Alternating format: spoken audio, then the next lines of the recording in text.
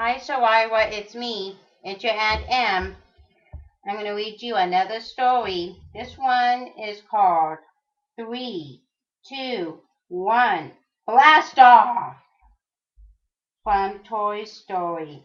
When you work together, you can accomplish anything.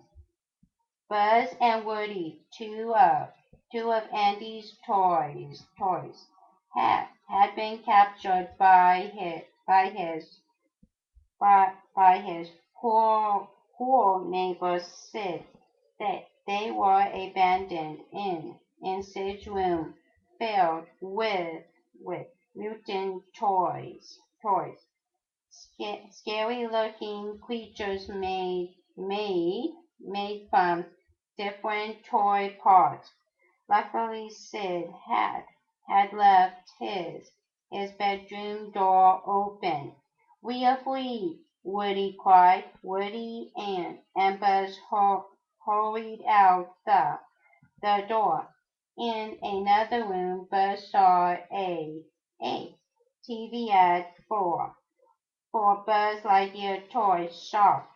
He tried to fly, but crashed at the bottom of the stairs, and one of his arms snapped off. Woody picked up Buzz's arm and dragged Buzz back to Sid's room. Suddenly, the mutant toys grabbed Buzz's arm and surrounded him. Then, then they backed away. "Hey, Buzz!" cried Woody.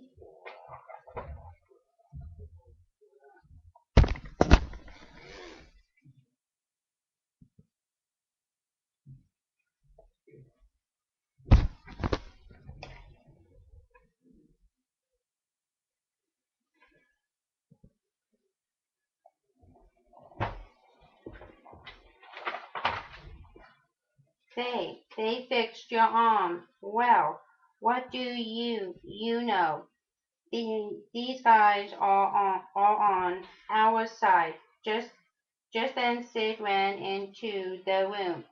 The boy dropped his toolbox on a crate, trapping Woody underneath.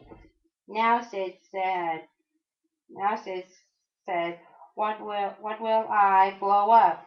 He spied Buzz and cried, to infinity and beyond. Quickly he strapped a rocket to the toy's back. Then it began to rain, and Sid had to wait another day. That night, after Sid had fallen asleep, Woody whispered to Buzz, "Hey, see if you can get this toolbox off the crate, will ya?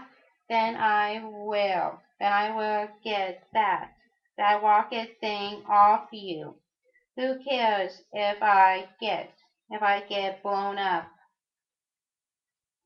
"If I get blown up," Buzz replied sadly, "I'm just a toy." "Whoa, hey," said Woody.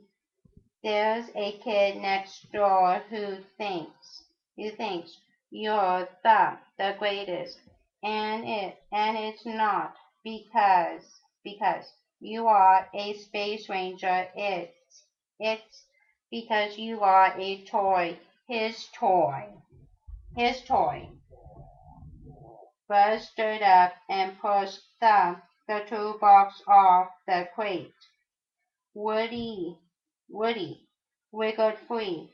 Then they had a new problem. The sun was rising. Sid woke up, grabbed Buzz, and headed downstairs.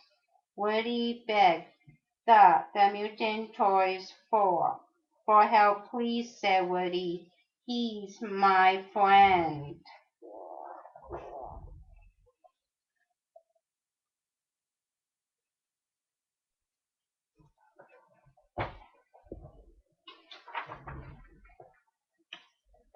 Woody and the mutant toys hurried outside. As it was about to light the rocket, the mutant toys marched toward the boy. We don't, we don't like being blown up or smashed or whipped to shreds. Woody shouted. So from now on, play nice. Sid had never heard his toys talk. He screamed and tore off for the house. By working together, the toys had, es- had escaped.